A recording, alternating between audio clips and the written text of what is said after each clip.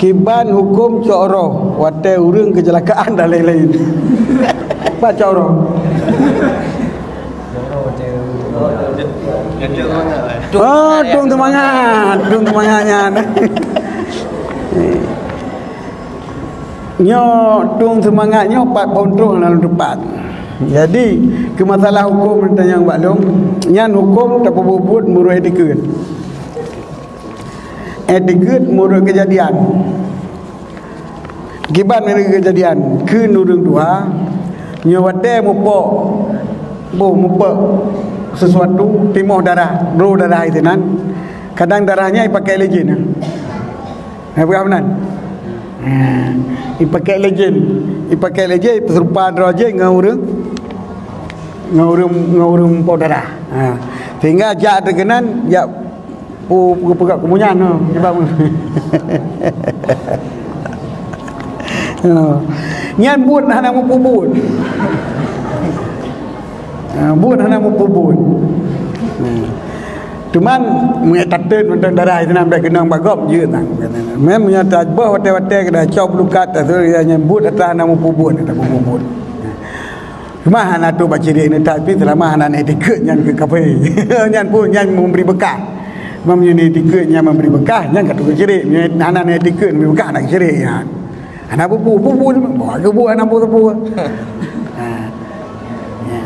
Kengkang bat nya menyo apabila tak kalan nyo lagi yang pegah sebab tanya cuma menyona bah hukum mandi kadang menyo hana detek tikat samon nyan orang hana orang semangat tikat samon dipegah le urang yang pegah le ahli khibrah le doktor le tabibnya payah ne jak cok roh le mangatamon nyan tajak terbubut berarti kamu bubut boyu le dukon kamu bubut tapi beda cok kedua dan atau you nak bubut.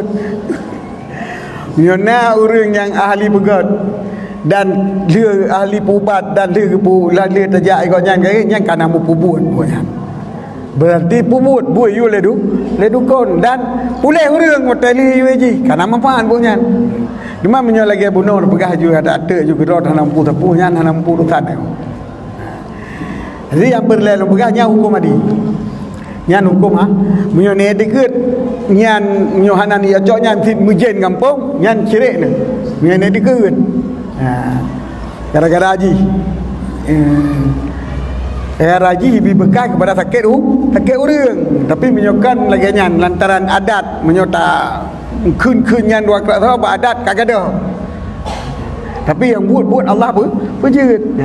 Cuman ada je menyohana takunyan menyohana takun ho kenyak nyo je dum dalam pai-lapaian nyan biasa sakit urang nyan menyonya adat menyo betul nyan adat nyan ka betul dan jin puput tapi menyonyan hana takok nyan adat tulis dekeun anje pu hana mupuput yang jid ke cirik menyone tiket hana ni aconyan memberi bekah kepada sakit urang kampung nyan yang jid ke cirik ilmunya hana bekah cirik menyone tiket hana ta acoknya jig cirik urang jid ke sakit urang kampung kan sebabnya ji cirik urang kampung ji pu berkah urang kampung nyo cirik nyo hana ta tiket ji pu bekah sakit urang kampung tetapi ke sakit dia urang kampung li Allah dengan sebabnya nyan menyonyo lagi nyan hana pupu menyokan lagi nyan bohong berarti tak buat kita nyo buat hana buat kenang pengen